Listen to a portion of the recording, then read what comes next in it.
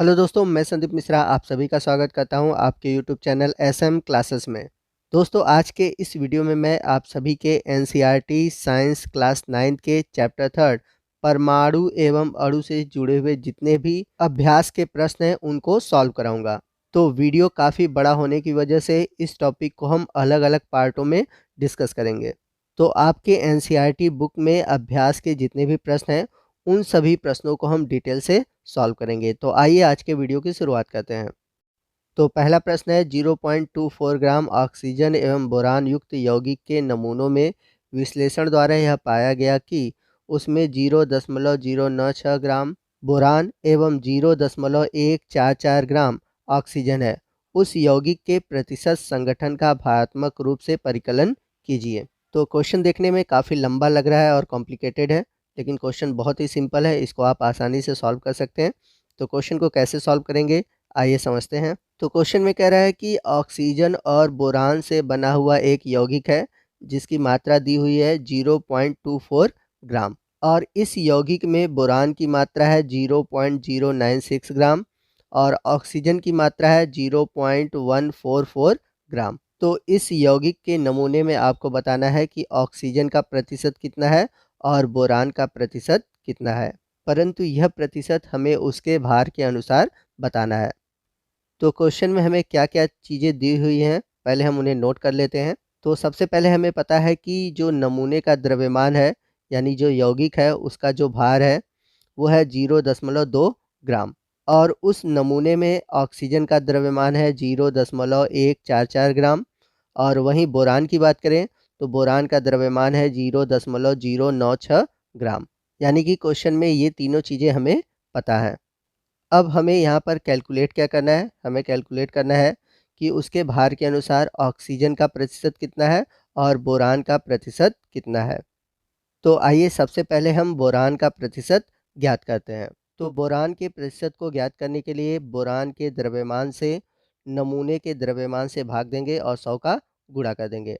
तो पीछे हमने देखा कि बोरान का जो द्रव्यमान है वो दिया हुआ है 0.096 ग्राम और वहीं नमूने का द्रव्यमान दिया हुआ है 0.24 ग्राम। तो 0.096 ग्राम में हम 0.24 ग्राम से भाग देंगे और 100 का गुणा करेंगे। तो जब हम इसे सॉल्व करेंगे तो आएगा हमारा 40%। अब आइए नेक्स्ट हम बात करते हैं कि ऑक्सीजन का प्रतिशत कैसे ज्ञात होगा। तो ऑक्सीजन का प्रतिशत ज्ञात करने के लिए बोरान के प्रतिशत की भांति हम वैसे ही करेंगे। तो हम क्या करेंगे, ऑक्सीजन के द्रव्यमान में नमूने के द्रव्यमान से भाग देंगे और 100 का गुणा करेंगे। तो जैसा कि हमने देखा था कि जो ऑक्सीजन का द्रव्यमान है वो दिया हुआ है 0.144 ग्राम और जो नमूने का द्रव्यमान है वो है 0.24 ग्राम। तो हम 0.144 ग्राम में 0.24 ग्राम से भाग देंगे और 100 से गुणा करेंगे।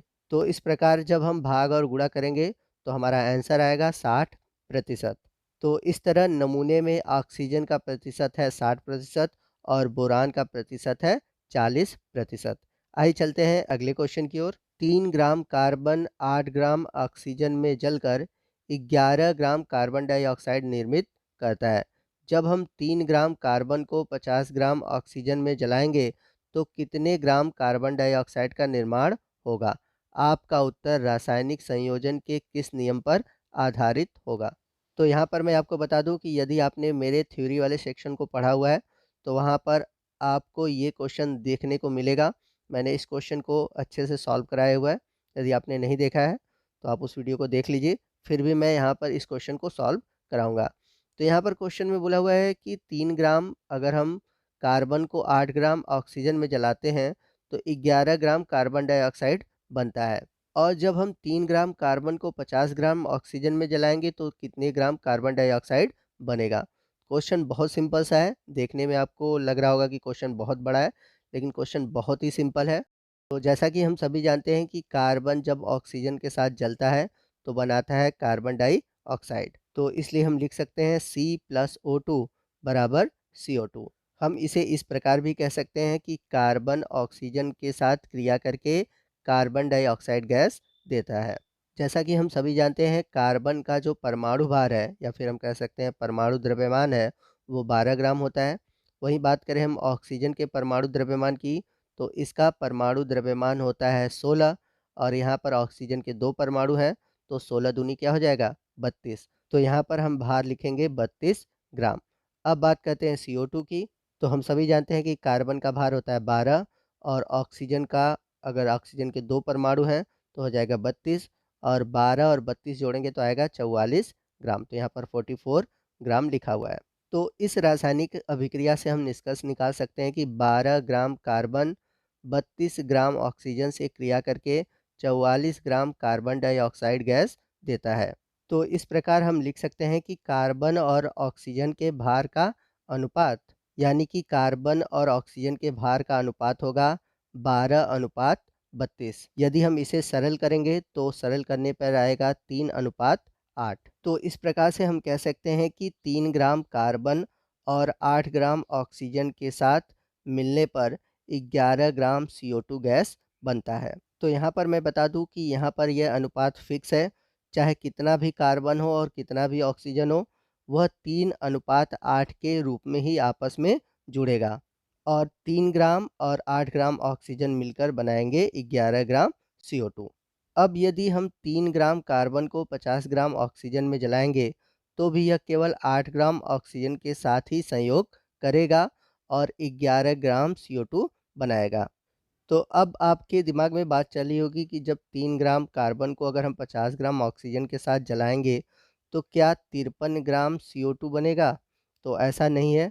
जब भी 3 ग्राम कार्बन क्रिया करेगा तो वह सिर्फ 8 ग्राम ऑक्सीजन के साथ ही क्रिया करेगा और 11 ग्राम CO2 बनाएगा, चाहे इस प्रक्रिया में ऑक्सीजन की मात्रा कितनी भी हो। तो इस प्रकार 3 ग्राम कार्बन 50 ग्राम ऑक्सीजन के केवल 8 ग्राम ऑक्सीजन के साथ ही क्रिया करेगा और बाकी जितने भी ऑक्सीजन है उससे क्रिया नहीं करेगा। तो इस प्रकार हम देखें 42 ग्राम ऑक्सीजन शेष बचा रहेगा। चूँकि क्वेश्चन में हम देख रहे हैं ऑक्सीजन की मात्रा दिया हुआ है 50 ग्राम और इसमें से केवल 8 ग्राम ही अभिक्रिया में भाग ले रहा है, तो हमारा 42 ग्राम ऑक्सीजन शेष रहेगा। और क्वेश्चन की लास्ट में हमसे पूछा हुआ है कि यह किस अभिक्रिया पर आधारित है, तो मैं आपको बता दूं यह स्थिर अनुपात के नियम पर आधारित है। आइए चलते हैं अगले क्वेश्चन की ओर। क्वेश्चन नंबर 3 है, बहुपरमाणुक आयन क्या होते हैं, उदाहरण दीजिए। तो आइए देखते हैं कि हम इसका आंसर कैसे देंगे। तो परमाणुओं का ऐसा समूह जिन पर नेट आवेश विद्यमान होता है उसे हम बहुपरमाणुक आयन कहते हैं। तो आपको बता दें कि बहुपरमाणुक आयन वे आयन है जिसमें एक से अधिक परमाणु आयनिक रूप में होते हैं। अब ये आयन धनात्मक भी हो सकते हैं या फिर ऋणात्मक भी हो सकते हैं। आइए उदाहरण के रूप में समझते हैं। तो उदाहरण के रूप में हम लिख सकते हैं फास्फेट आयन यानी कि PO4 3 नेगेटिव चार्ज। इसके अलावा है सल्फेट आयन यानी कि SO4 2 नेगेटिव चार्ज। एक और उदाहरण देखते हैं कार्बोनेट आयन यानी कि CO3 2 नेगेटिव आयन। तो दोस्तों ये था हमारा आज का पार्ट जिसमें कि हमने अभ्यास के 3 प्रश्नों को सॉल्व किया। आने वाले वीडियो में हम अभ्यास के और भी प्रश्नों को सॉल्व करेंगे। तो आज के वीडियो में बस इतना ही। आपको आज का वीडियो कैसा लगा कमेंट करके ज़रूर बताइएगा। वीडियो अच्छा लगा हो तो वीडियो को लाइक और शेयर करना मत भूलिएगा। और यदि आप हमारे चैनल पर नए हैं और अभी तक आपने हमारे चैनल को सब्सक्राइब नहीं किया है तो प्लीज़ हमारे चैनल को सब्सक्राइब कर लीजिए और बगल में जो बेल आइकन है उसे प्रेस करना मत भूलिएगा, ताकि जब भी मैं इस तरह के वीडियो अपलोड करूं उसका नोटिफिकेशन आप तक मिलता रहे। तो मिलते हैं अगले वीडियो में अगले पार्ट के साथ। तब तक के लिए जय हिंद, जय भारत।